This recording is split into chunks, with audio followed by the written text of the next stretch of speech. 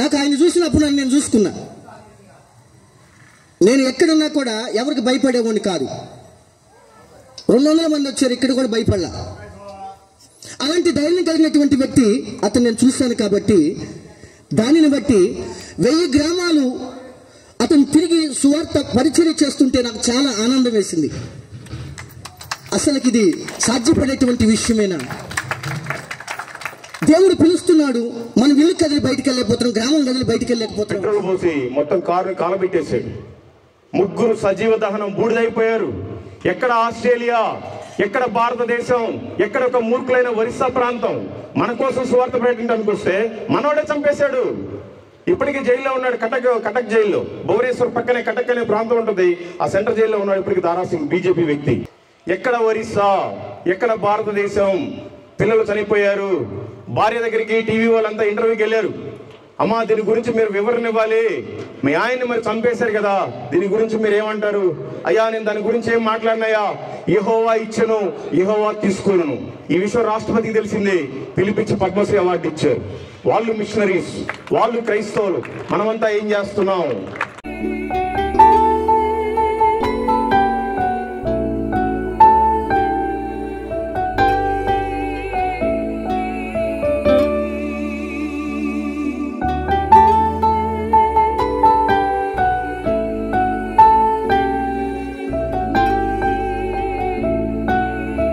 ఏలియా వంటి మంచి పరిచర్య చేస్తున్నటువంటి, తన యొక్క సాక్ష్యం ద్వారా, వాక్యం ద్వారా అనేక మంది హృదయాలను కదిలింపజేస్తూ అనేకుల్ని దేవుని వైపు మళ్లిస్తున్నటువంటి బ్రదర్ మల్లికార్జున్ గారిని సాదరంగా డయాస్ మీదకి నేను ఆహ్వానిస్తూ ఉన్నాను. దైవ సేవకులు వచ్చేటప్పుడు అందరూ చప్పట్లు కొడుతూ దైవ సేవకుల్ని ఆహ్వానిద్దామండి. దైవ సేవకులు దైవ సేవకులకు గొప్ప దేవుని ప్రార్థనా మందిరం సంఘ కాపరి అయినటువంటి జి దేవదాసయ్య గారు సన్మానం చేసి దైవ సేవకులు సత్కరిస్తారు. దేవుని పరిశుద్ధ నామానికి మహిమ కలుగునుగాక. అయ్యా, నేను దానికి చెప్తాను, దానికి ఒక మార్గం చెప్తాను. కూడి వచ్చినటువంటి మీ అందరికీ నా హృదయపూర్వక వందనాలు తెలియపరుస్తున్నాను. నా జత పని వారైనటువంటి దైవజనులకును, వేదికను అలంకరించినటువంటి దైవజనులకును నా హృదయపూర్వక వందనాలు తెలియపరుస్తూ ఉన్నాను. సువార్తికులు మల్లికార్జునరావు గారిని నేను ఫోన్లో మాట్లాడటం జరిగింది. వారికి కూడా నా హృదయపూర్వక వందనాలు తెలియపరుస్తున్నాను. ఈ మీటింగ్స్కి అయ్యా, నేను అన్నిల మధ్య పరిచర్య చేస్తున్నాను, మీరు తప్పనిసరిగా రావాలి అన్నప్పుడు వారు కాదు లేదు అనుకోకుండా వారు ఇక్కడికి రావడానికి దేవుడు కృప చూపించాడు. అందరిని బట్టి వందనాలు. అయితే మల్లికార్జునరావు గారిని నేను సన్మానించాలని అనుకున్నాను. ఎందుకు సన్మానించాలని అనుకున్నానంటే, మనము చేయలేనిది దైవజనులుగా సంఘాలను కనిపెట్టుకొని సంఘాలతోనే పరిమితి అయిపోయి ఉన్నాం మనం. ఇది వాస్తవం. వారు పడుతున్నటువంటి ప్రయాసాన్ని నేను గుర్తెరిగాను. Praise the lord. ఎందుకు పనికిరాని వాడని, ఎన్నిక లేని వాడని, అందరూ త్రోసివేసిన వాడని, అయినను నన్ను ప్రేమించి ఇక్కడి వరకు నడిపించిన యేసయ్యకి సమస్త ఘనత, మహిమ, ప్రభావములు చెల్లిస్తున్నాను. నాకు ఈ అవకాశం ఇచ్చినటువంటి దేవదాసయ్య గారికి నా హృదయపూర్వకమైన వందనాలు. అట్లాగే పెద్దలు చాలామంది పాస్టర్స్ ఉన్నారు, నా తండ్రి సమానులు, ఇంకా చాలామంది దైవజనులందరూ ఉన్నారు. వాళ్ళందరికీ కూడా పేరు పేరున నా హృదయపూర్వకమైన వందనాలు. ఇప్పుడు వచ్చిన మీ అందరికీ కూడా ప్రతి ఒక్కరికి నా హృదయపూర్వకమైన వందనాలు. నా పేరు మల్లికార్జునరావు. నేను ఒక హిందూ కుటుంబంలో జన్మించాను. నేను 4 సార్లు అయ్యప్ప మాల వేసుకున్నాను, 18 సార్లు తిరుపతి గుండె చేయించుకున్నాను. నేను కాశీ నుంచి కన్యాకుమారి దాకా ఉండే ప్రతి హైందవ టెంపుల్కి వెళ్ళి నా మొక్కుబడులన్నీ తీర్చుకున్నాను. కానీ నాకు ఎప్పుడు శాంతి సమాధానం లేదు. పూర్తిగా నా సాక్ష్యం చెప్పాలి అంటే 3 గంటలు పడుతుంది. కాకపోతే నాకు ఇచ్చింది ఓన్లీ 1 గంట కాబట్టి 4 మాటలు చెప్పి మనం వాక్యంలోకి వెళ్దాం. దేవుడి చిత్తం అయితే ఇంకొకసారి ఎప్పుడన్నా సండే వచ్చి ఈ గొప్ప దేవుని మందిరంలో నేను సాక్ష్యం పంచుకుంటాను. నాదేంటంటే పొద్దున్నే 6 గంటలకు బయలుదేరి సాయంత్రం 6 గంటల దాకా సువార్త ప్రకటిస్తాను. నా జీవితంలో నేను చాలా కోట్ల టర్న్ ఓవర్ చేశాను. నా అకౌంట్లో 1,40,00,000 రూపాయలు ఉన్న రోజు కూడా ఉందిగా నాకు ఎప్పుడు తృప్తి లేదు. అయితే 3 వస్తువులు నాకు పనికొచ్చే మిగిలాయి. ఒకటి సెల్ ఫోను, రెండోది వాచ్, మూడోది బయట ఒక కారు పెట్టి వచ్చాను. ఈ 3 తప్ప నా జీవితంలో నేను ఎంత ఎంపర్లాడినా ఎంత పాకులాడినా కూడా అన్ని గాలికి కొట్టకపోయింది. ఈ 3 వస్తువులే నాకు మిగిలా. ఇప్పుడు ఎందుకు పనికి వస్తుంది నాకు బాగా అర్థమైంది. తర్వాత ముందుగా నేను పుట్టింది ప్రకాశం జిల్లా కదా, నేను ప్రకాశం జిల్లాలో ఉండే ప్రతి గ్రామానికి వెళ్ళి నేను పూర్తి చేయాలని, ఎన్ని మండలాలు ఉంటాయి, ఎన్ని విలేజ్లు ఉంటాయి అని రాసుకొని పొద్దున 6 గంటల నుంచి సాయంత్రం 6 గంటల దాకా ఎవరెవరైతే పోతా ఉంటారో కావాలని ఆపి ఆ ఊరిటి పోతుంది, ఈ ఊరిటి పోతుంది, ఏం పెద్దామా, బాగున్నావా, ఈ టైపులో ఏదో ఒకటి మాటలు చెప్పి వాళ్ళకి ఒక పత్రిక ఇచ్చేసి వెళ్ళిపోతూ ఉంటాను. ఎక్కడైతే ఒక విలేజ్లో కొంత సెంటర్ లాగా కనపడుతుందో, ఎవరైనా కూర్చుంటారో కారులో ఒక బాక్స్ ఉంటుంది, ఆ బాక్స్ తీసి పైన పెట్టి ఇప్పుడు దాకా మీకు చెప్పినవన్నీ ఇంత పచ్చిగా కాకుండా కొంచెం రఫ్గా వాళ్ళకి అర్థమయ్యేలా చెప్పి 2 రిఫరెన్స్లు చూపించి బైబిల్లోవి వాళ్ళ కోసం ప్రార్థన చేసి నేను అక్కడి నుంచి వెళ్ళిపోతూ ఉంటాను. సాయంత్రం ఎక్కడైతే 6 గంటలు అయిపోతో అక్కడికే ఆ petrol bunk, near by petrol bunk వెళ్ళిపోయి పడుకుంటాను కారులోనే. ఇప్పుడు నెలకి 29 రోజులు పని చేస్తున్నాను. ఒక్కరోజే ఇంటికి వెళ్ళి బట్టలు మొత్తం వాష్ చేయించుకొని మళ్ళీ వచ్చేస్తూనే ఉంటాను. ఇప్పటి వరకు 2300 గ్రామాలు అయిపోయినాయి. తర్వాత ఇప్పుడు ప్రకాశం జిల్లా అయిపోయింది. నెల్లూరు జిల్లాలో ఒక 8 మండలాలు పూర్తి చేసాం. ఇంకా కూడా చేస్తానే ఉన్నాం. మధ్యలో మీటింగ్స్ పిలుస్తూ ఉంటారు కాబట్టి సరే ఎక్కడైనా దేవుడు మాటలే కదా, ఇంకా అన్యులకు చెప్పడం అంటే నాకు చాలా ఇంట్రెస్ట్. అందుకే నేను ఇక్కడ దాకా వచ్చాను. నా పరిచయం ఎలా ఉంటుందంటే విశ్వాసం మీద బేస్ అయి ఉంటుంది. నేను ఎవరి దగ్గర ₹1 తీసుకోను. ఇప్పటికీ నా కారులోనే నేను ఓన్గా నా డీజిల్ పోపించుకొని వచ్చాను. ఇక్కడికి 250 కిలోమీటర్లు. వెళ్ళేటప్పుడు పాస్టర్ గారు ₹100 ఇచ్చినా కూడా వేసుకున్నామో నేను తీసుకుని మళ్ళీ రిటర్న్ ఇచ్చేసి వెళ్ళిపోతాం. నా పరిచయం అది. ఈ విషయం చెప్తే కొంతమంది పాస్టర్స్ గిట్టదు. ఎందుకంటే కొంతమంది పాస్టర్స్ నా మోమాటం లేదులేండి, కొట్టినా పర్లేదు, తిట్టుకున్నా పర్లేదు. కొంతమంది పాస్టర్లు ఓన్లీ కానుకల కోసమే బ్రతుకుతూ ఉంటారు. కాకపోతే ఈ సభ అది కాదు కాబట్టి అది ఇటో మళ్ళీ వేరేగా వెళ్ళిపోతుంది. అందుకని సువార్తలోకి వద్దాం. మనమంతా క్రైస్తవులం కనుక కొన్ని మాటలు దేవుడి గురించి మాట్లాడుకుందాం. బైబిల్లో ఒక వచనం ఉంది, యేసు ప్రభువు ఎవరికి దేవుడు. ఈరోజు అంశం అదనమాట. యేసు క్రీస్తు ఎవరికి దేవుడు. అపోస్తల కార్యములు 10వ అధ్యాయం 6వ వచనం. యేసు క్రీస్తు అందరికీ ప్రభువు. ఒకసారి చూడండి, యేసు క్రీస్తు అందరికీ ప్రభు. నీది ఏ కులమైనా నీకు యేసుక్రీస్తే ప్రభు. నీది ఏ మతమైనా యేసుక్రీస్తే ప్రభు. నువ్వు చౌదరివైనా నీకు దేవుడు యేసుక్రీస్తే, నువ్వు చాకలుడివైనా నువ్వు దేవుడు యేసుక్రీస్తే, నువ్వు రెడ్డివైనా నీకు యేసుక్రీస్తే దేవుడు. ఇంకెవ్వరూ దేవుడు లేడు. అట్లాగే ఇది ఫస్ట్ పాయింట్ గుర్తుపెట్టుకోండి. ఈ భూమి మీద పుట్టిన నువ్వు ఏ కులస్తుడు అయినా ఏ మతస్థుడు అయినా దేవుడు యేసుక్రీస్తే. నంబర్ 2, తూర్పు దిక్కు నుండి పడమర దిక్కు వరకు నేను తప్ప ఏ దేవుడును లేడని జనులు తెలుసుకున్నట్లు నీవు నన్ను ఎరగకుండినప్పటికీ నిన్ను సిద్ధపరచుతని. యెహోవాను నేనే, నేను తప్ప మరి ఏ దేవుడును లేడు. అర్థమైందండి? తూర్పు దిక్కు మొదలుకొని పడమర దిక్కు వరకు అంటే మనకి జపాన్ మొదలుకొని అమెరికా వరకు కూడా 40,075 కిలోమీటర్లు ఉంది భూమి పొడవు. ఈ భూమిలో ఉండే ఈ 40,075 కిలోమీటర్లో నీది ఏ ఖండమైనా నీకు యేసుక్రీస్తే దేవుడు. నీది ఏ దేశమైనా నీకు యేసుక్రీస్తే దేవుడు. నీది ఏ రాష్ట్రమైనా నీకు యేసుక్రీస్తే దేవుడు. నీది ఏ మండలమైనా యేసుక్రీస్తే దేవుడు. నీది ఏ గ్రామమైనా యేసుక్రీస్తే దేవుడు. దేవుడు యేసుక్రీస్తు తప్ప వేరొక దేవుడు లేడు. దయచేసి నమ్మితే చాలా మంచిది, నమ్మకపోతే భయంకరమైన నరకం ఉంది. కాసేపు ఎండలో ఈ టెంట్ లేకపోతే ఇక్కడ మనం కూర్చోలేం. అలాంటిది అగ్ని ఆరదు, పురుగు చావదు. దయచేసి ఇక్కడికి రాకపోయినా పర్వాలేదు, ఎవరైతే ఈ మాటలు వింటున్నారో ప్రతి ఒక్కరూ విశ్వసిస్తే మంచిది. మీరేమీ చర్చికి రాక్కర్లేదు, తక్కువ కులమాలతో కూర్చోవలసిన అవసరం లేదు. కానీ మీ హృదయంలో మీరు నమ్మితే చాలు. నిజమైన దేవుడు యేసుక్రీస్తు తప్ప వేరొక దేవుడు లేడు. మరి అలాంటి దేవాది దేవుడు, ఆయన సర్వలోక రక్షకుడు, మరి ఈ భూమి మీదకి ఎందుకు వచ్చాడండి? బైబిల్ గ్రంథం చెప్తుంది, 1 తిమోతికి రాసిన పత్రిక 1వ అధ్యాయము 15వ వచనం, పాపులను రక్షించుటకు యేసుక్రీస్తు లోకమునకు వచ్చెను. చూడండి, మన ప్రపంచంలో 33 కోట్ల మంది దేవీ దేవతలను చెప్పబడే వాళ్ళు ఉన్నారు. నేను కూడా 3 ఏకాదశి చాలా ఘనంగా చేస్తాను, ఉపవాసాలు ఉంటాను. కానీ ఏ దేవుడు కూడా ఒక పాపినికి రక్షణ ఇవ్వడానికి భూమి మీదకి రాలేదు. యేసు ప్రభు వారు మాత్రమే ఈ భూమి మీదకి మన పాపాలను క్షమించి మనల్ని రక్షించడానికి మాత్రమే వచ్చారు. ఏ దేవుడు కూడా రాలేదు. మరి పాపులు అంటే ఎవరండి?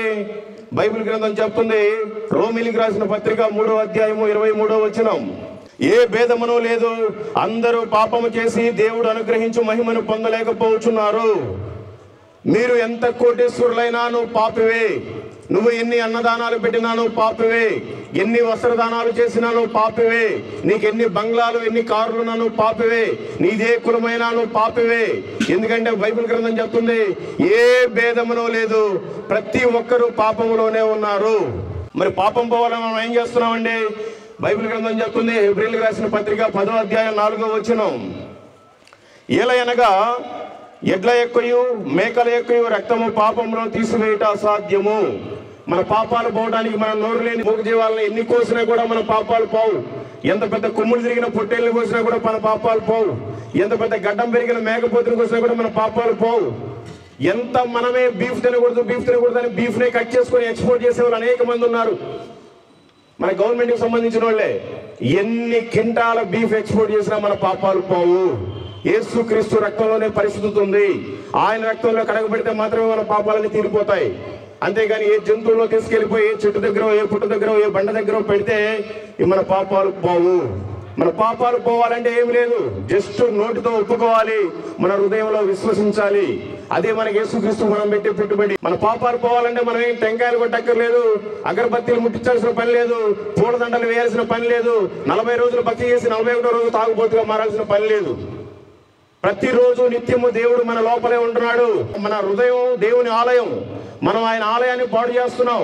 మనం ఏమనుకుంటున్నామంటే ఏదో సోమవారం ఒక దేవుడు, మంగళవారం ఒక దేవుడు, అట్లాగే శనివారం వరకు కూడా వారానికి ఒక దేవుడిని కేటాయించుకొని ఇంట్లో 5 ఉంటే 5 రోజులు ఉపవాసాలు ఉండి అనేక రకాలుగా పూజిస్తున్నాం. కానీ దేవుడు ఎక్కడో లేడు, మన హృదయంలోనే ఉన్నాడు.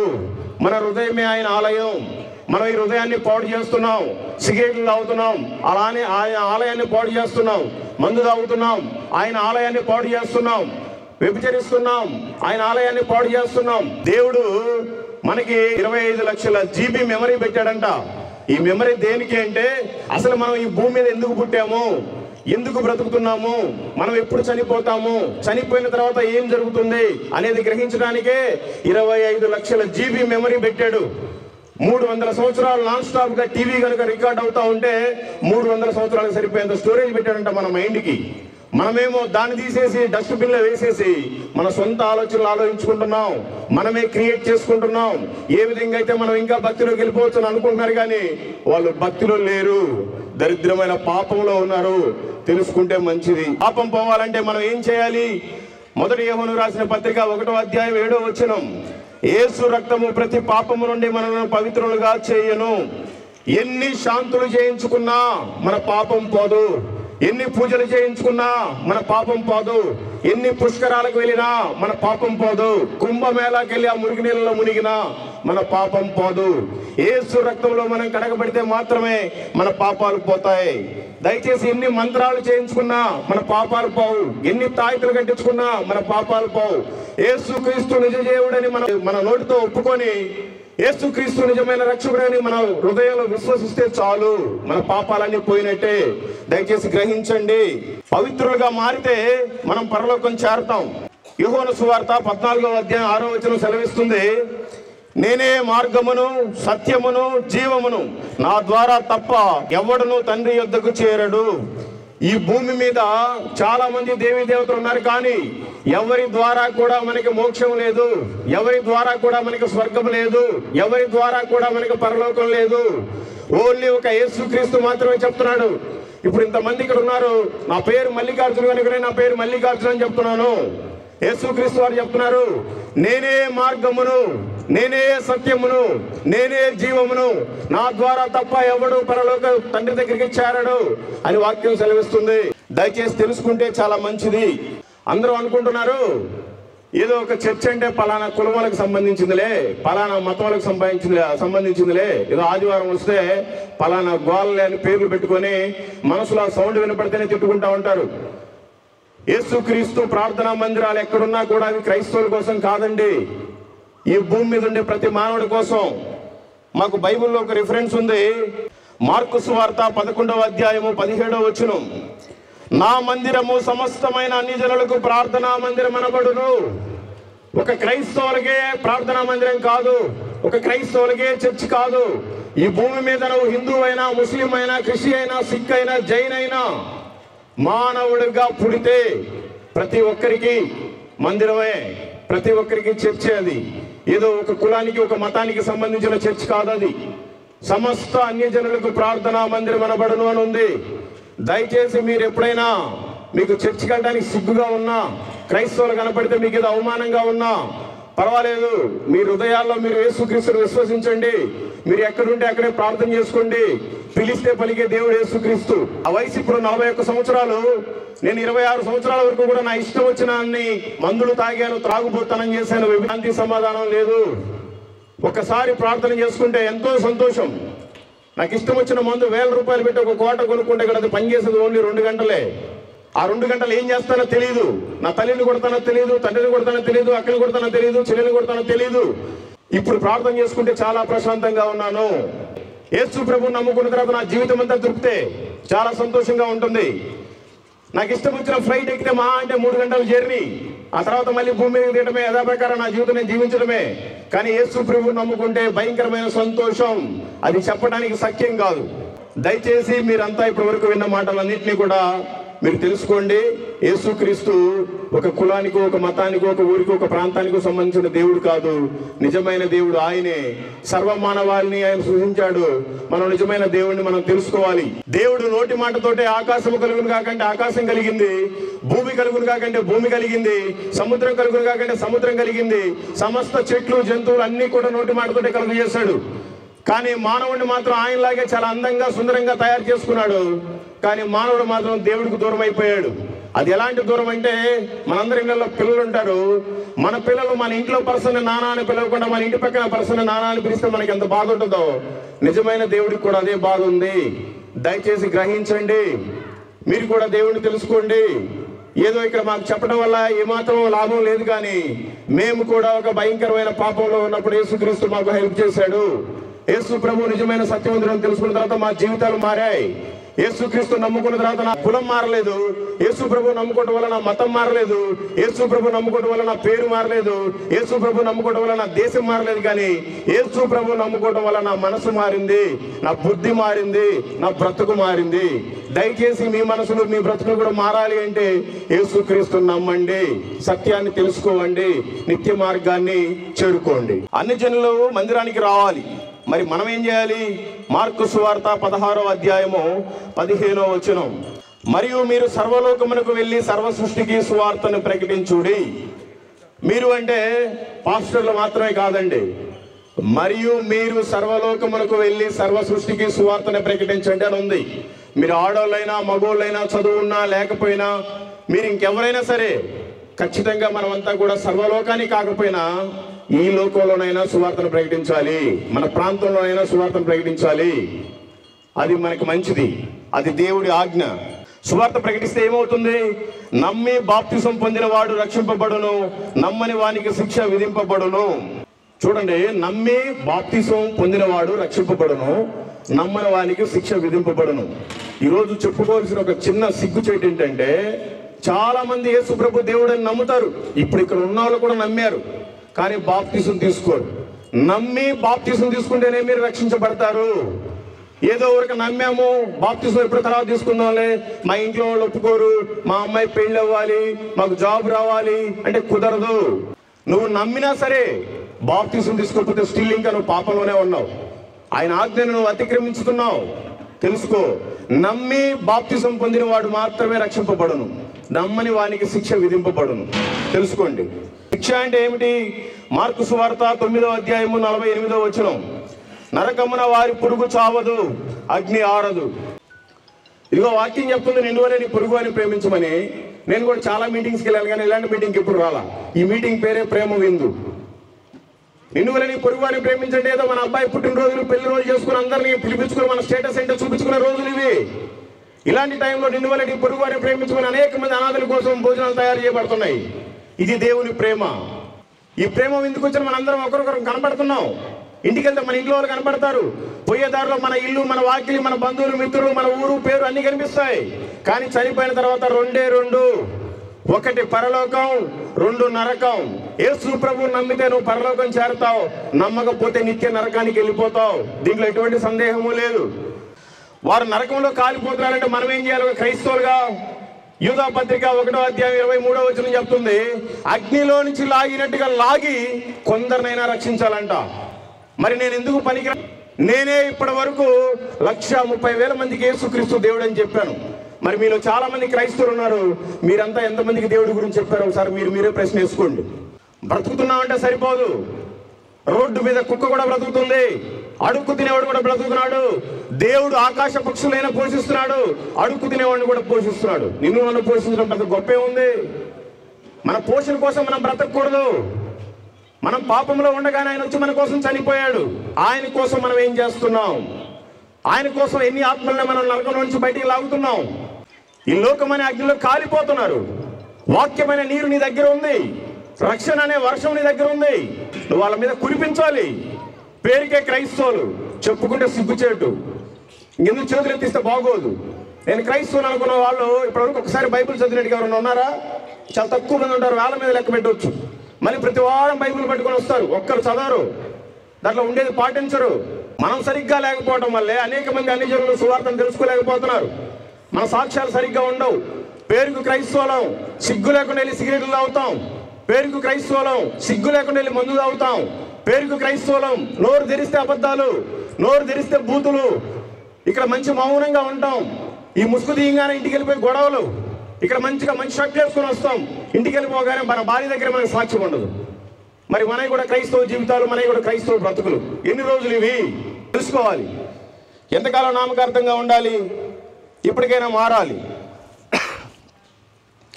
ఎందుకు మనమే వారిని అగ్నిలో నుంచి లాగినట్టుగా లాగి రక్షించాలి? మత్తయి సువార్త 9వ అధ్యాయం 37వ వచనం, కోత విస్తారమే గాని పనివారు కొద్దిగా ఉన్నారు. ఈ ప్రపంచంలో తూర్పు నుంచి పడమర వరకు 800 కోట్ల మంది ప్రజలు ఉన్నారు. వీళ్ళంతా కూడా ఒక పంటతో సమానం దేవుని దృష్టిలో. పనివారు లేరు, ప్రతి ఒక్కరు లీడరే.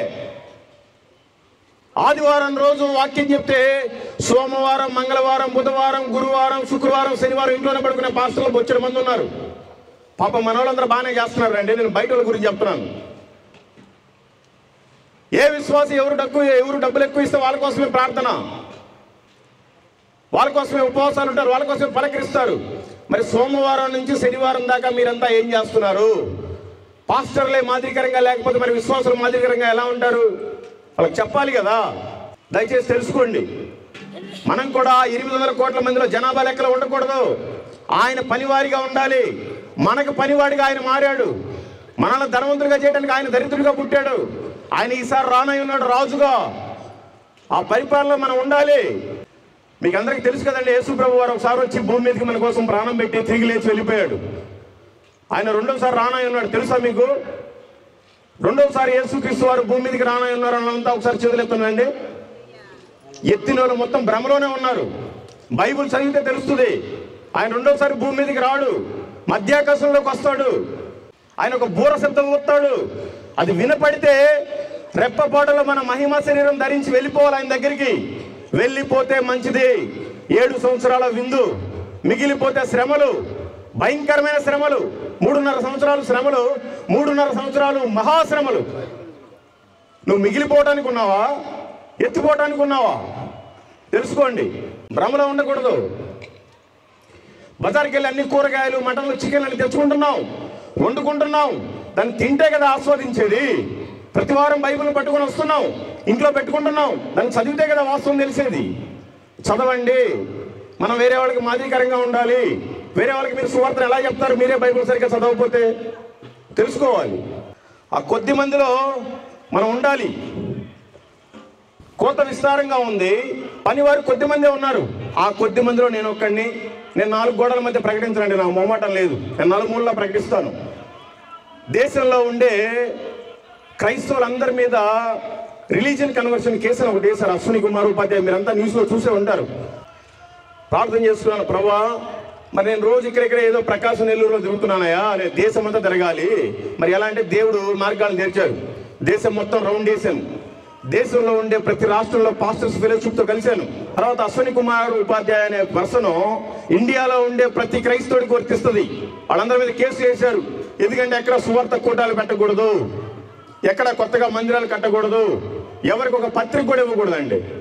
అలాంటి కేసు వేసిన వ్యక్తికి ప్రభా మరి నీ వాక్యం సెలవిస్తుంది శత్రువును కూడా నువ్వు మిత్రులుగా చేస్తానన్నావు కదా, మన తరపున ఎవరైతే వాదిస్తున్నారో ఆ అడ్వకేట్తో నాకు సంబంధం లేదు, ఎవడైతే మనకు అగేనిస్ట్గా కేసు వేసాడో ఆయనకే సువార్తను చెప్పాలి ప్రభా అనుకుని ప్రార్థన చేసిన సుప్రీంకోర్టుకి వెళ్తే అక్కడ మీడియాతో మాట్లాడుతున్నాడు. అయిపోయిన తర్వాత బయటకు వస్తే నన్ను కూడా ఆయన ఏదో ఒక మీడియా పర్సన్ అనుకున్నాడు. సార్ నేను మీ వీడియో చూస్తూ ఉంటాను, మీరు క్రైస్తవుల మీద ఎందుకు సార్ కేసు వేశారని అడిగాను. అవునయ్యా, క్రైస్తవులంతా వేస్ట్ ఫెలోస్ అయ్యా, మా దేవుడిని నమ్ముకోండి మీకు మంచి అద్భుతాలు జరుగుతాయి, మా దేవుడిని నమ్ముకోండి మీకు పిల్లలకి స్కూల్ ఫీజు లేకపోతే మేమే కడతాం, మా దేవుడిని నమ్ముకోండి మీకు ఎంత పెద్ద రోగాలైనా మేమే బిల్లు కట్టి చూపిస్తాం అని భ్రమ పెట్టి మతం మారుస్తూ ఉంటారని చెప్పాడు ఆయన. నేను అన్నాను, సార్ క్రైస్తవం అనేది ఒక మతం కాదు సార్, ఒక మార్గం సార్, నేను ఒకప్పుడు ఇలా ఉండేవాడిని, ఇప్పుడు నేను ఆ మార్గంలోకి వచ్చిన తర్వాత చాలా బాగున్నాను అని చెప్పాను. ఆయనకి నవ్వాలి ఏడవాలి అర్థం కాక కౌగిలించుకున్నాడు. వీడియో పెట్టాను, గాడ్స్ మిషన్ అనే యూట్యూబ్ ఛానల్ అంటే చూడండి. అంత ధైర్యం చేసి సుప్రీంకోర్టులోకి ఎవరు వెళ్ళి ఆయనకి సువార్త చెప్పరు. ఆ కేసు గురించి నేనే చాలా రోజులు అప్డేట్ చేశాను, 3 సంవత్సరాల వరకు. అంటే చెప్పాలి అన్న తలంపు మనకుంటే ఎవరికైనా చెప్పొచ్చు, ఎక్కడి దాకైనా వెళ్ళి చెప్పొచ్చు. మన ఆశను తృప్తిపరిచిన దేవుడు యేసుక్రీస్తు, మనకు దేవుడు ఆయన తెలుసు, మనకు ఆశలు కూడా చాలా ఉంటాయి, కానీ అవి తృప్తిపరిచే విధంగా మన నడక ఉండదు. తెలుసుకోవాలి. మనం ఆ కొద్ది వారిలో దేవుని పిల్లలుగా ఉంటే ఏం చేయాలి? మొదటి దినవృత్తాంతం రాసిన గ్రంథం 16వ అధ్యాయము 23వ వచనం, సర్వభూజనులారా యెహోవాను సన్నుతించుడి, అనుదినము ఆయన రక్షణను ప్రకటించుడి. ఎవరండి ఈ వాక్యానికి లోబడి ఉంటున్నారు? సర్వభూజనులారా అని ఉంది ఇక్కడ. ఓన్లీ పాస్టర్లు, సువార్థికులు, లేకపోతే పెద్దలు అని లేదు ఇక్కడ. సర్వభూజనులారా అనుదినము ఆయన రక్షణ సువార్తను ప్రకటించుడి అని ఉంది. రోజుకు 3 పూట్ల భోజనం చేస్తున్నాం. ఆ 3 పూట్ల భోజనం లేకుండా రోడ్ల మీద అడక్క తినేవాళ్ళు చాలా మంది ఉన్నారు. కానీ మనకు 3 పూట్ల భోజనం ఇస్తున్నాడు ప్రభు. మరి 3 పూట్ల భోజనం తిని కనీసం ఒక్క పూటైనా ఆయన సువార్తను ప్రకటిస్తున్నామా? ఒక్కరికైనా దేవుడి మాటలు చెప్తున్నామా? మనమంతా ఏ స్థితిలో దేవుడిని నమ్ముకున్నాం? ఎలాంటి పరిస్థితుల్లో మనం మారాం? మరి మనలాగే ఎంతమంది దౌర్భాగ్యులు ఉన్నారు? వాళ్ళందరూ మారాలి, వాళ్ళందరూ నిజ సత్యాన్ని తెలుసుకోవాలంటే మనం సువార్తను ప్రకటించాలి కదా. మరి ప్రకటించకుండా పేరుకు మాత్రమే క్రైస్తవులు, చెప్పుకుంటే సిగ్గుచేటు. నీ హృదయంలో ప్రభు ఉంటే సువార్తను ప్రకటిస్తావు, ప్రకటించట్లేదు అంటే నీ హృదయంలో ఆయనకు దూరంగా ఉంది. యెషయా గ్రంథము 29వ అధ్యాయము 13వ వచనం, ప్రభు ఇలాగ సెలవిచ్చుచున్నాడు, ఈ ప్రజలు నోటి మాటతో నా యొద్దకు వచ్చుచున్నారు గాని, పెదవులతో నన్ను గణపరుచుచున్నారు గాని, తమ హృదయమును నాకు దూరముగా చేసుకొని ఉన్నారు. వస్తున్నాం, ప్రతి ఆదివారం సంఘానికి వస్తున్నాం, చప్పట్లు కొడుతున్నాం, చిల్లర మారుస్తున్నాం, కానికేస్తున్నాం, వెళ్ళిపోతున్నాం. ఉపయోగం ఏముంది? ఓన్లీ పెదాల వరకే, హృదయంలో లేడంట ఆయన. ఆయన హృదయంలో ఉంటే ఆ భారం ఏంటో నీకు తెలుస్తుంది.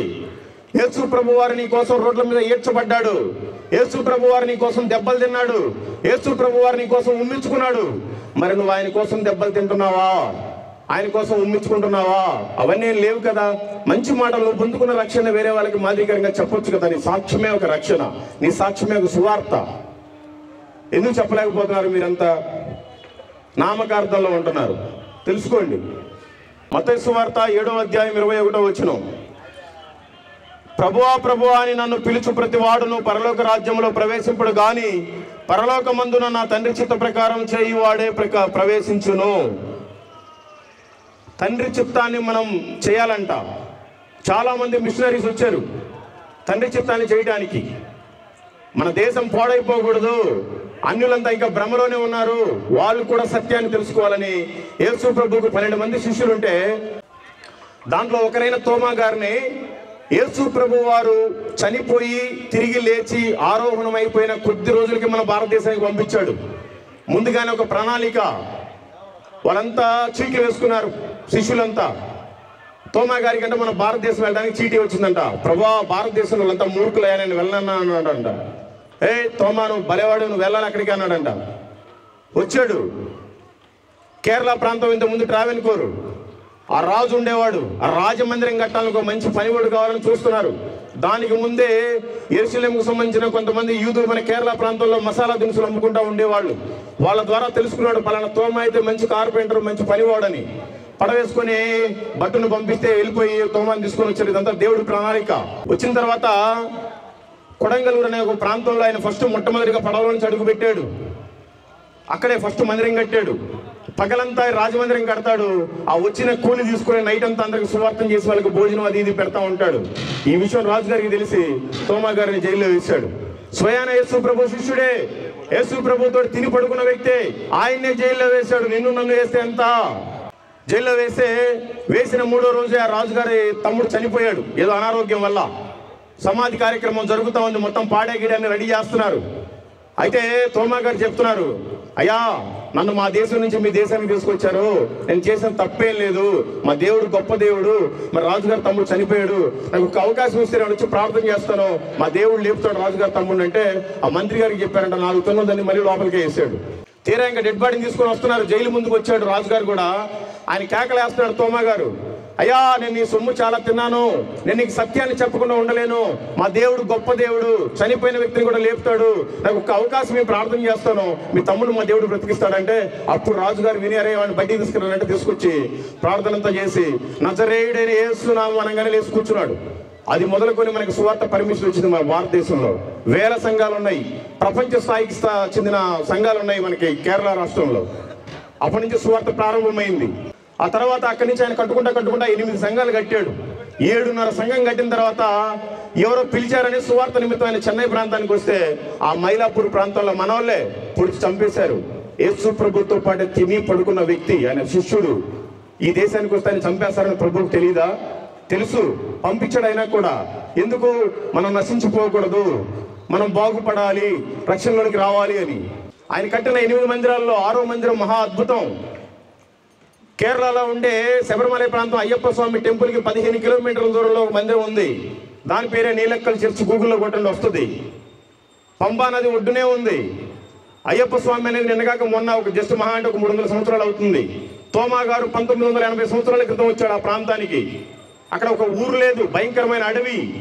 ఆయన ప్రార్థన చేసుకుంటుంటే ఆయన ప్రార్థన మోకాల మీద కూర్చొని చేసుకొని కళ్ళు తెరిచేసరికల్లా ఏనుగులు, సింహాలు, జంతువులు మొత్తం కూడా మోకాల మీద ప్రార్థనలో ఉన్నాయి.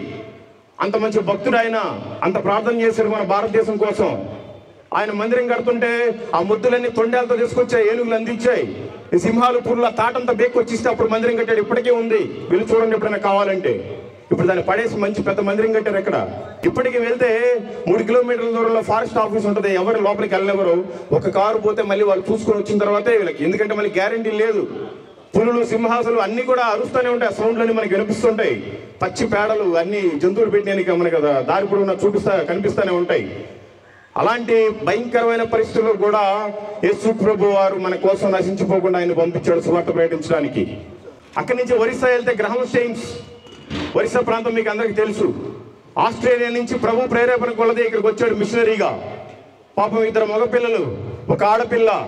భార్యని ఆ భువనేశ్వర్ దగ్గరలో బరిపడ అనే ప్రాంతంలోకి ఇల్లు తీసుకొని పెట్టి కుష్టి వ్యాధుల కోసం ఒక హాస్పిటల్ పెట్టి సేవ చేస్తూ మన ఓన్లీ రోగులకు బాగు చేయటం కాదు, ఆత్మలను బాగు చేయాలనే సువార్త భారం కలిగి లోపలికి 175 కిలోమీటర్లు వెళ్తే మనోహర్పూర్లో ఇట్లాగే సువార్త అందరికి చేస్తే ఒక 10 మంది గ్యాదర్ అయ్యారు. వాళ్ళ కోసం ఒక సంఘం ఏర్పాటు చేశాడు. సంఘాన్ని ఏర్పాటు చేసిన తర్వాత 6 నెలల తర్వాత మళ్ళీ ఆస్ట్రేలియా నుంచి కొంతమంది మిషనరీస్ని పిలిపించారు. ఎందుకంటే సంఘస్థులు బలపరచడం కోసం 3 రోజులు కూటాలు పెట్టుకున్నారు. ఒకరోజు కూటం అయిపోయింది. 2వ రోజు సాయంత్రం అయిపోయిన తర్వాత 2 పిల్లలు చెప్పారంట. అంటే భార్య ఆడపిల్ల ఏమో ఇంటి దగ్గరే ఉన్నారు, మగపిల్లలు 2 తండ్రి కారులో సువార్తకి వెళ్తా ఉంటారు ప్రతిరోజు. వాళ్ళకి చదువు లేదు, ఇంట్లోనే చదువు. సాయంత్రం మీటింగ్ అయిపోయిన తర్వాత డాడీ వెళ్ళిపోదాం ఇంటికి, ఇక్కడ ఏదంతా చీకటిగా, నాకు రాత్రి కూడా సరిగ్గా నిద్ర పట్టలేదు అన్నారు. నాన్న మనల్ని నమ్ముకొని చుట్టుపక్కల పల్లెటూరులంతా మీటింగ్ వచ్చారు, మనం వెళ్ళిపోయి సుఖంగా ఇంట్లో పడుకుంటే కుదరదు, వాళ్ళ కోసమైనా మనం ఉండాలి. దోమలుంటే పర్లేదు, కారులో మీరు కూర్చొని పడుకోండి, నేను కూర్చొని మీకు ఇసురుతానని ఆయన కూడా బాగా ఇసురుతా నిద్రపోయాడు. పాపం నిద్రపోయిన టైంలో దారాసింగ్ అనే వ్యక్తి పెట్రోల్ పోసి మొత్తం కారుని కాలబెట్టేశాడు. 3 సజీవ దహనం, బూడిదైపోయారు. ఎక్కడ ఆస్ట్రేలియా, ఎక్కడ భారతదేశం, ఎక్కడ ఒక మూర్ఖులైన ఒరిస్సా ప్రాంతం మన కోసం సువార్త ప్రకటించడానికి వస్తే మనోడే చంపేశాడు. ఇప్పటికీ జైల్లో ఉన్నాడు, కటక్ జైల్లో. భువనేశ్వర్ పక్కనే కటక్ అనే ప్రాంతం ఉంటుంది, ఆ సెంట్రల్ జైల్లో ఉన్నాడు ఇప్పటికి దారాసింగ్, బీజేపీ వ్యక్తి. ఎక్కడ ఒరిస్సా, ఎక్కడ భారతదేశం. పిల్లలు చనిపోయారు. భార్య దగ్గరికి టీవీ వాళ్ళంతా ఇంటర్వ్యూకి వెళ్ళారు. అమ్మా దీని గురించి మీరు వివరణ ఇవ్వాలి, మీ ఆయన్ని మరి చంపేశారు కదా, దీని గురించి మీరు ఏమంటారు? అయ్యా నేను దాని గురించి ఏం మాట్లాడినాయా, యెహోవా ఇచ్చెను, యెహోవా తీసుకును. ఈ విషయం రాష్ట్రపతికి తెలిసింది, పిలిపించి పద్మశ్రీ అవార్డు ఇచ్చారు. వాళ్ళు మిషనరీస్, వాళ్ళు క్రైస్తవులు. మనమంతా ఏం చేస్తున్నాం? భార్య పిల్లలు చనిపోయినా కూడా యెహోవా ఇచ్చిన యెహోవా తీసుకుని చెప్పింది ఆవిడ. వాళ్ళు మాదిరికరం మనకి. అక్కడి నుంచి కొంచెం ముందు కలకత్తా వెళ్తే విలియం కేరీ. ఈరోజు మీరు చదివినా చదవకపోయినా మీ చేతుల్లో ఉండే బైబిల్ తయారు చేసింది ఆయనే. ప్రింట్ అంతా రెడీ చేశాడు, కాలిపోయింది, మళ్ళీ తయారు చేసుకున్నాడు. భార్య చనిపోయింది, మళ్ళీ తయారు చేసుకున్నారు. పిల్లలు చనిపోయారు. 44 భాషల్లో తర్జుమా చేయించాడు ఆయన. ఆయన సొంతంగా 16 భాషల్లో తర్జుమా చేశాడు. పూర్తి వీడియోలన్నీ పెట్టాను, మీరు చూడండి. గాడ్స్ ఫేమ్ మిషన్ అని. ఆయన మాదిరికరం. బ్రిటిష్ నుంచి వచ్చాడు ఆయన, లండన్ నుండి. ఎక్కడ లండను, ఎక్కడ భారతదేశం? మొట్టమొదటిగా రైల్వే స్టేషన్ పెట్టింది ఆయనే. మొట్టమొదటిగా సేవింగ్ బ్యాంక్ పెట్టింది ఆయనే. మొట్టమొదటిగా ఆడపిల్లలేమి స్కూల్కి పంపించింది ఆయనే. ఆడపిల్లల కోసం అన్ని చేసింది ఆయనే. మనకి చేతిలో బైబిల్ పెట్టింది ఆయనే. ఆయనకు క్రైస్తవుడు. మనం ఎందుకు క్రైస్తవులం? మన పక్కన కూడా చెప్పుకోలేని దౌర్భాగ్యమైన పరిస్థితిలో ఉన్నాం మన క్రైస్తవులు అని చెప్పుకొని. కనీసం ఇంట్లో వాళ్ళకి కూడా చెప్పుకోవడానికి లేదు మనకి. అక్కడి నుంచి బీహార్ వెళ్తే అగస్టిన్ జబరాజ్. ఆయన చెన్నై ప్రాంతంలో ఎలక్ట్రికల్ ఇంజనీర్ చదివాడు 53 సంవత్సరాల క్రితం. వెళ్ళిపో సేవకు నువ్వు సైకిల్ వేసుకుని చెన్నై నుంచి సైకిల్ వేసుకుని వెళ్ళిపోయాడు బీహార్ ప్రాంతానికి. బీహార్ ప్రాంతం ఒక భయంకరమైన ప్రాంతం. 50 రూపాయలు ఇస్తే గొంతుకు వస్తారు, 30 రూపాయలు ఇస్తే కోరు అమ్మాయిని పడుకోబెడతారు వ్యభిచారం చేయడానికి. అలాంటి పరిసరాల్లో, అలాంటి పరిసర ప్రాంతానికి ఆయన పంపించాడు దేవుడు. సైకిల్ వేసుకొని తిరుగుతూ ఉన్నారు. ఎవరికి చెప్పినా ఏం అర్థం కావట్లేదు, ఎందుకంటే బీహార్ వాళ్ళకి సరిగ్గా హిందీ కూడా రాదు. ఆ బీహారీనే వస్తుంది వాళ్ళకి, బాగా మూర్ఖులు. 52 గ్రామాల్లో ఓన్లీ వ్యభిచారమే చేస్తూ ఉంటారు. తల్లి వ్యభిచారం చేస్తూ ఉంటే పిల్లలేమో మంచం కిందనే పడుకొని ఉంటారు, ఎందుకంటే వాళ్ళకి ప్లేస్ లేదు. వీళ్ళే వెళ్ళి ఆ ప్యాకెట్స్ అవి కొనుక్కొచ్చేది. భర్త ఎవరు రాకుండా డోర్ దగ్గర కాపులా ఉంటాడు. అలాంటి దౌర్భాగ్యమైన పరిస్థితుల్లో ఉన్నారు వాళ్ళంతా. వాళ్ళకి సువార్తను ప్రకటించడానికి ఆయన పంపించాడు అగస్టిన్ గారిని. ఆ 52 గ్రామాలను దత్తత తీసుకొని వాళ్ళ పిల్లలందరినీ ఈయన చదివిస్తున్నాడు. తినటానికే లేక దేవుడు పిలుపుని పట్టుకుని సైకిల్ మీద వెళ్ళిన వ్యక్తి ఈ రోజున 30,000 మందికి భోజనం పెడుతున్నారు. గూగుల్లో కొట్టండి, జెమ్స్ ఆర్గనైజేషన్ అంటే వస్తుంది. ఎన్నో ఆదర్శాలు. వాళ్ళు మిషనరీ, వాళ్ళు క్రైస్తవులు. మనం ఏం చేస్తున్నాం? మనం అసలు దేవుడి కోసం ఏ పాటు పడుతున్నాం? అక్కడి నుంచి పంజాబ్ వెళ్తే సాధు సుందర్ సింగ్, మీకు అందరికీ తెలుసు. వాళ్ళ ఇంట్లో నేను ఒకరోజు ఉండొచ్చాను. ఆయన పెళ్లి చేసుకోలేదు, తలపాకు కట్టుకున్నాడు, సాధు వేషధారలోనే ఉన్నాడు, గడ్డం పెంచుకున్నాడు, కర్ర తీసుకున్నాడు. కాశ్మీర్ నుంచి కన్యాకుమారి దాకా 2 సార్లు పాదయాత్ర చేసి సువార్త చెప్పాడండి. చెప్పులు లేకుండా మంచు పర్వతాల్లో, హిమాలయ పర్వతాల్లో డిబేట్ వెళ్ళాడు. చైనా ప్రాంతంలో కలిసిపోయింది ఇప్పుడు అది. ఆ డిబేట్కి వెళ్ళి సువార్త చేసి వచ్చేటప్పుడు మాయమైపోయాడా ఎవరికి తెలియదు, చనిపోయాడా ఎవరికి తెలియదు, దేవుడే ఎత్తుకెళ్ళిపోయాడా ఎవరికి తెలియదు. ఆయనకు సువార్థికుడు, ఆయనకు మిషనరీ. ఆయన తిరిగిన ప్రాంతాల్లో నేను కూడా ఒకరోజు పరిచయం చేయాలి, ఆయన తిరిగిన ప్రాంతంలో నేను కూడా స్నానం చేయాలి, ఆయన చేసిన నదిలోనే, ఆయన తిన్న ప్లేస్లో నేను కూడా ఒకసారి వంట చేసుకొని తినాలని ఆపుకుంటే ఆ హిమాలయ పర్వతాలన్నీ కరిగి ఒక నది పారుతూ ఉంటుంది. మనం ఎంత దూరం ప్రయాణించినా కూడా ఆ నదిలో చేయి పెట్టిన దూరం గడ్డగట్టిపోతుంది రక్తం. అలాంటి భయంకరమైన చలిలో 2 గంటల సేపు పట్టింది రైస్ ఉడకడానికి. కింద మంట మండుతుంది కానీ పైనుంచి అల్లారిపోతుంది. ఈ 2 గంటల్లో నా లంగ్స్ పాడైపోయినాయి. నాకు ఈ దగ్గు అక్కడే స్టార్ట్ అయింది. 4 నెలలు పట్టింది కవర్ అవ్వడానికి. 2 గంటలకే నా లంగ్స్ అని పాడైపోతే ఆయన జీవితకాలం అక్కడ చేశాడు సువార్త పరిచర్య. ఆయన మిషనరీ, ఆయన మాదిరికరం. మనమంతా ఎవరికి మాదిరికరం? అక్కడి నుంచి ఇంకొంచెం ముందుకెళ్తే పాకిస్తాన్ బార్డర్, భగత్ సింగ్ గారు. ఎన్ని వేల సంఘాలు ఉన్నాయి. సరేలేండి, ఇప్పుడంటే ఏదో కొట్టుకుంటున్నారు, అది వేరే విషయంలే. మాదిరికరం. అక్కడి నుంచి పోతే ఏసన్న గారు, ఎన్ని సంఘాలు ఉన్నాయి, మాదిరికరం. జాషువా డానియల్ గారు. ఇలా ఒక్కొక్కరి పేర్లు చెప్పుకుంటే పోతే ఈరోజు సరిపోదు, టైం అంతా అయిపోతుంది. వాళ్ళంతా చేస్తున్నారని మనం చెప్పుకుంటున్నాం, కానీ మనం ఏం చేస్తున్నాం తెలుసుకోవాలి. తెలుసుకోకపోతే చాలా కష్టం. ఆయన చిత్త ప్రకారం దేవునికి కనబడేలాగా చేయాలి. హెబ్రీయులకు రాసిన పత్రిక 4వ అధ్యాయం 13వ వచనం.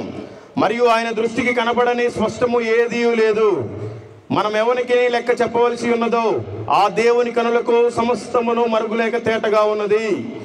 ఈ లోకములో ఎవరికి లెక్క చెప్పకపోయినా పర్వాలేదు, కానీ నీవు చనిపోయిన తర్వాత దేవుడికి చెప్పాలి.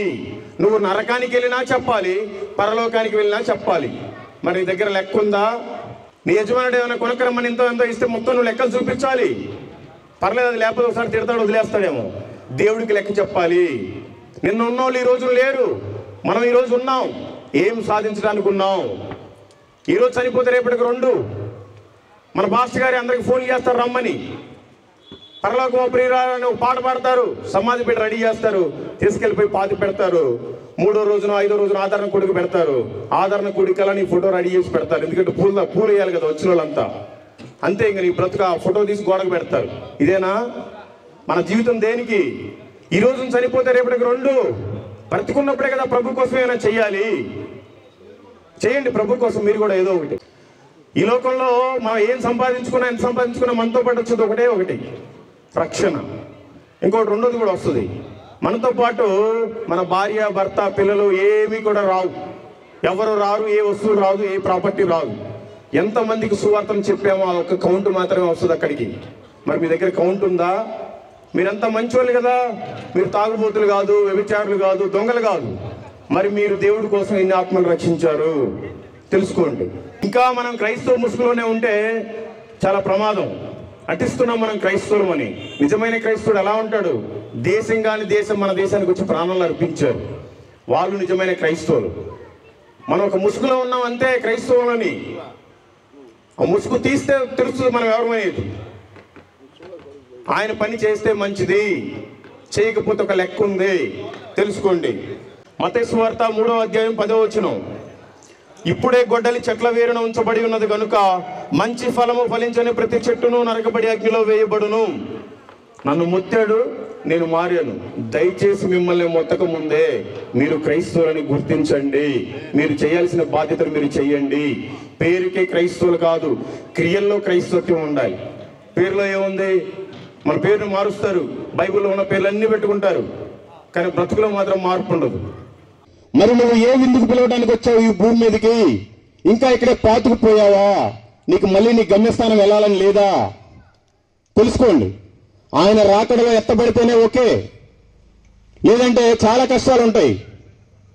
ఇప్పుడు నువ్వు ఎక్కడికైనా ప్రయాణం చేయాలంటే ఆధార్ కార్డు కావాలి, వేరే దేశం వెళ్ళాలంటే పాస్పోర్ట్ కావాలి, నీ డబ్బులు నీకు తీసుకోవడానికి పాస్పోర్ట్, ఏటీఎం కార్డు కావాలి, నీ పెన్షన్ తీసుకోవడానికి పెన్షన్ కార్డు కావాలి. కానీ నీకు ఆ రోజున ఏది చెల్లదు. ఒక చిప్ అనేది తీసుకురాబోతున్నా, అందరికి తెలుసు దైవజనులకి.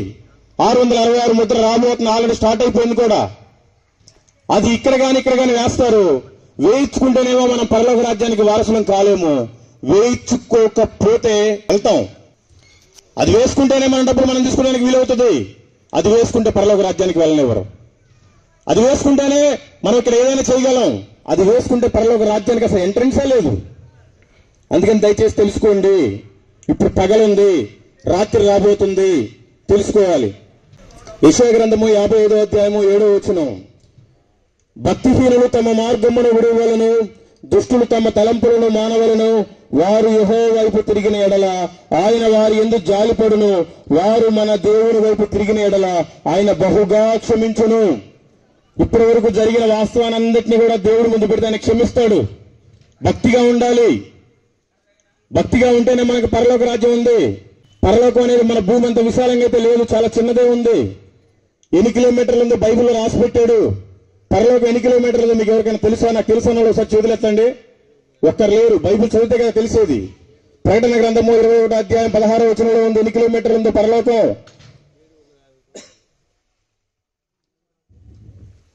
750 కోసులు ఉంది.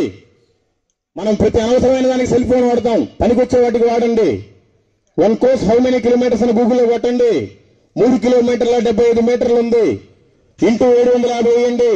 2306 కిలోమీటర్ల నుంచి 2400 కిలోమీటర్ల వరకే ఉంది పరలోకం. మరి ఈ భూమి అంతా 40,000 చిల్లర ఉంది. 700 కోట్ల మంది ప్రజలు ఉన్నారు. మరి వీళ్ళంతా ఎక్కడ పడతారు?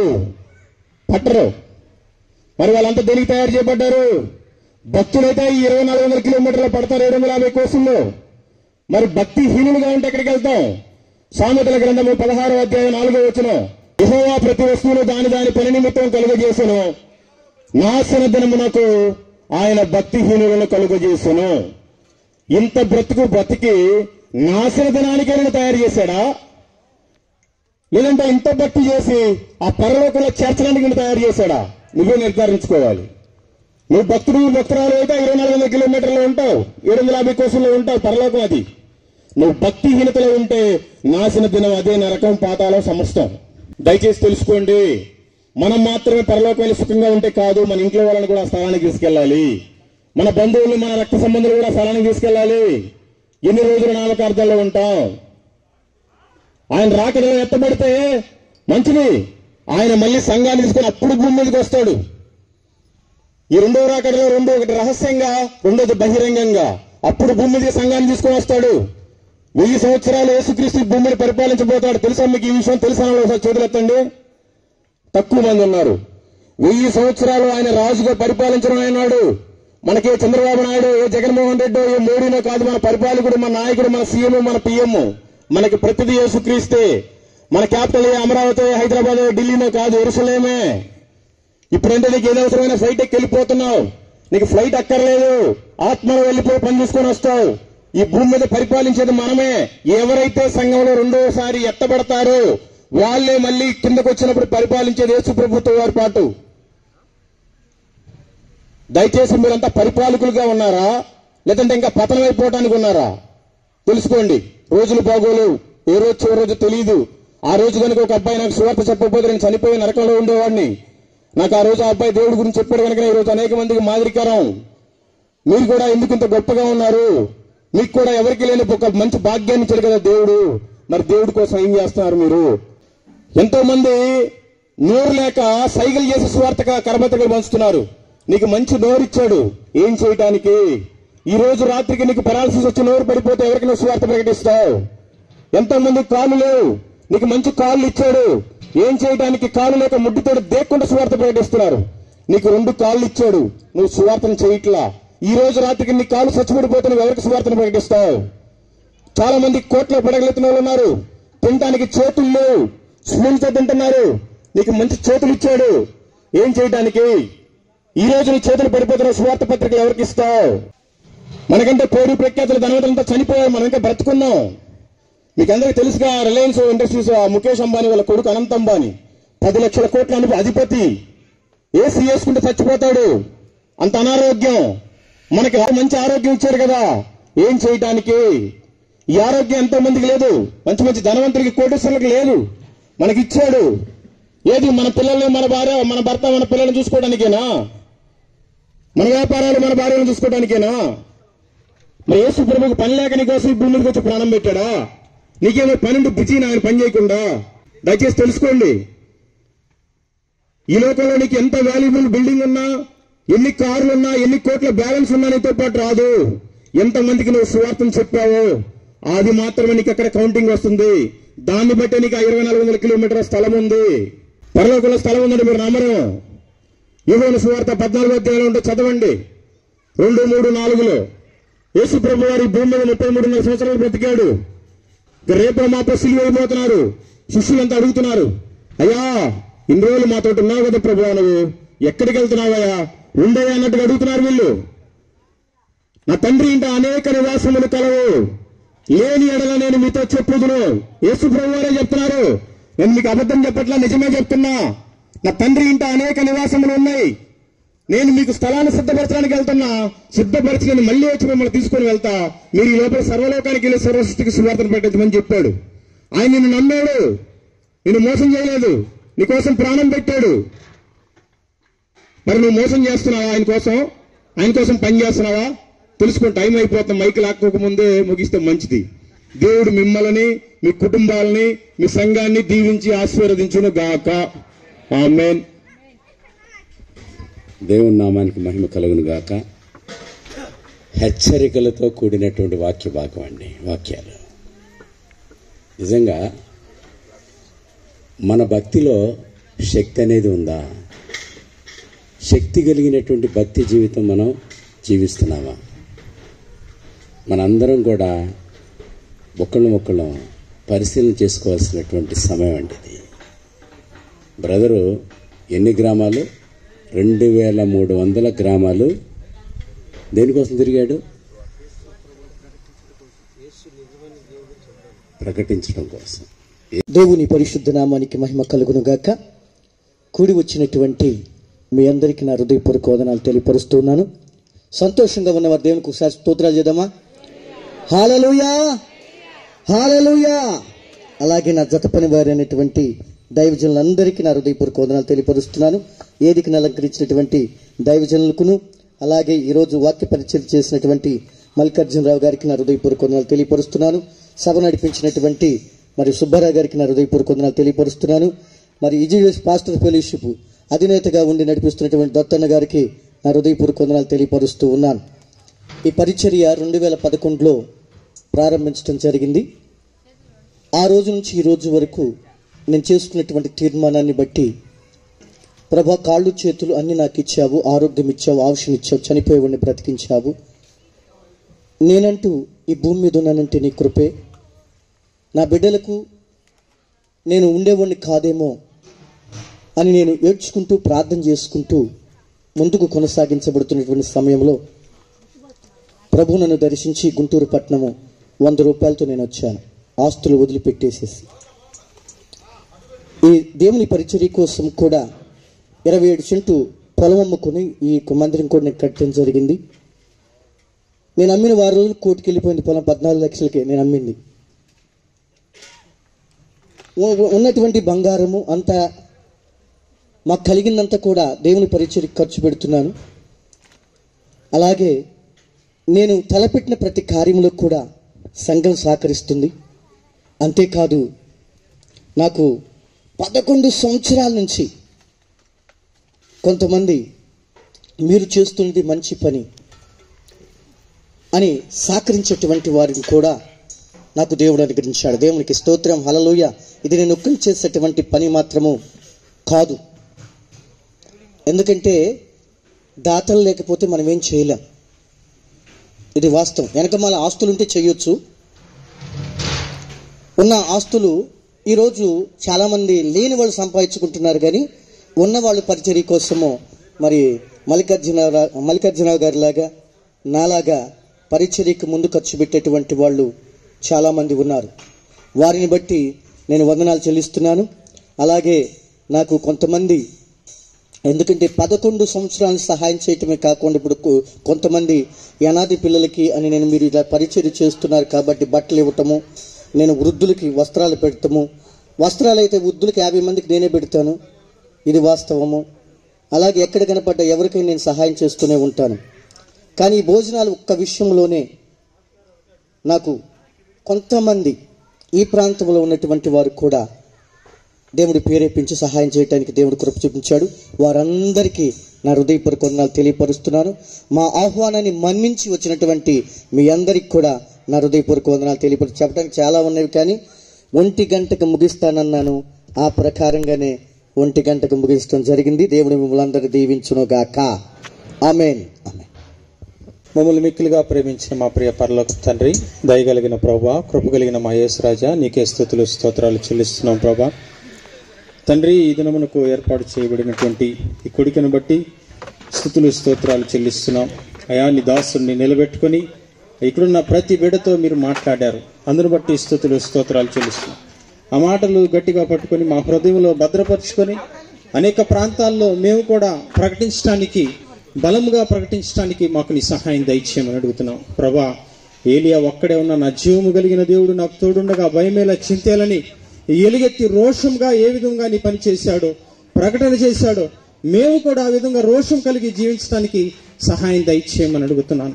దయగలిగిన ప్రభా, కృప కలిగిన మా యేసురాజా, మరి తండ్రి, ఈ దినము ప్రభా నీ ప్రియులు దయగలిగిన ప్రభా, మరి తండ్రి దేవదాస్ గారి కుటుంబాన్ని బట్టి, వారికి ఇచ్చిన బిడ్డలను బట్టి, వారికి ఇచ్చిన సంఘాన్ని బట్టి స్తుతులు స్తోత్రాలు చెల్లిస్తున్నాం.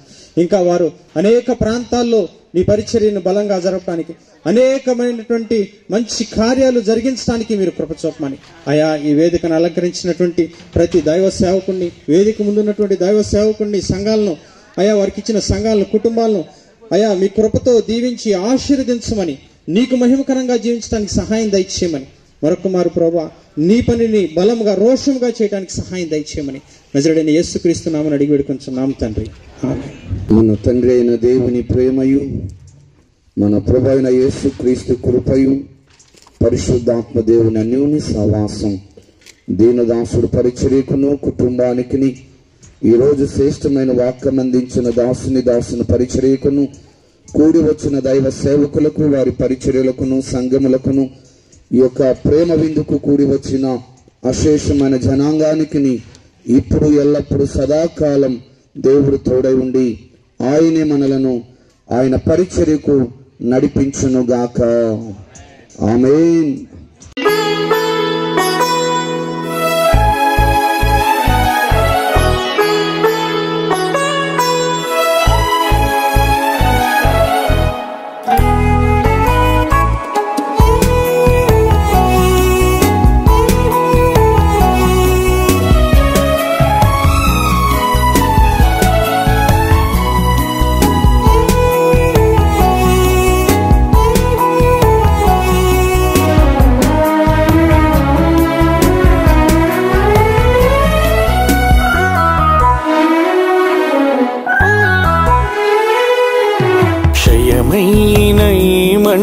మంటి దేహం మన్నులో చేరేలోపు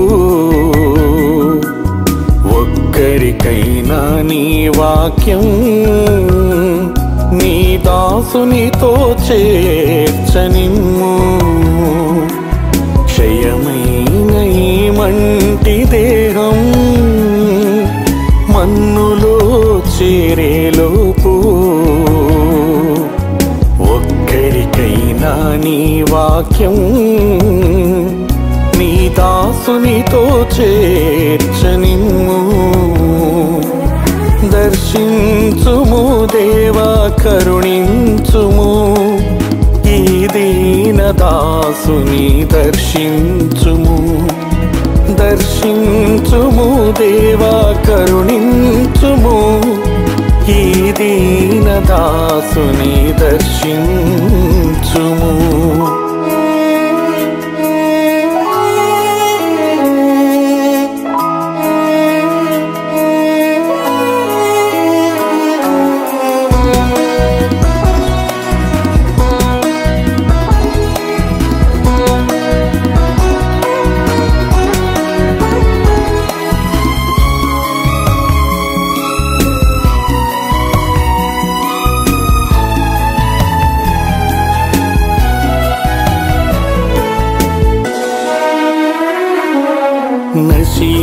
నశించిపోతున్న ఆత్మల పట్ల భారము దయచేయుమయ్యా.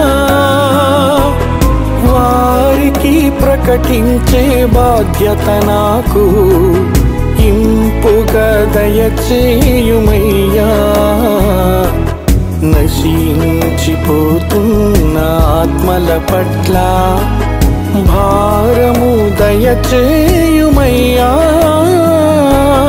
వారికి ప్రకటించే బాధ్యత నాకు ఇంపుగా దయచేయుమయ్యా.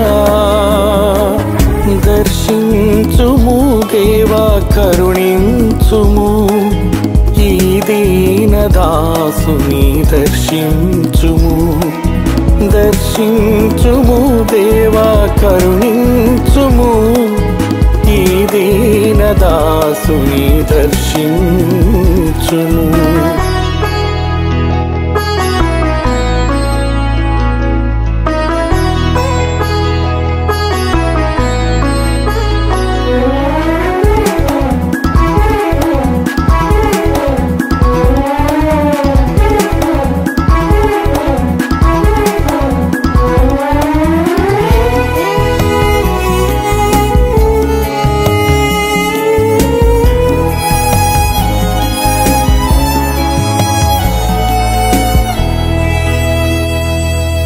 నడవనీయుము దేవా నడవనీయుము నీ చేతితో నన్ను నడుపుము. విడిచిపెట్టక నీవు నీ దాసుని నీ త్రోవలు నన్ను నడుపుము. నడవనీయుము దేవా నడవనీయుము నీ చేతితో నన్ను నడుపుము. విడిచిపెట్టక నీవు నీ దాసుని నీ త్రోవలు నన్ను నడుపుము. దర్శించుము దేవా కరుణించుము ఈ దీన దాసుని దర్శించుము. దర్శించుము దేవా కరుణించుము ఈ దీన దాసుని దర్శించుము.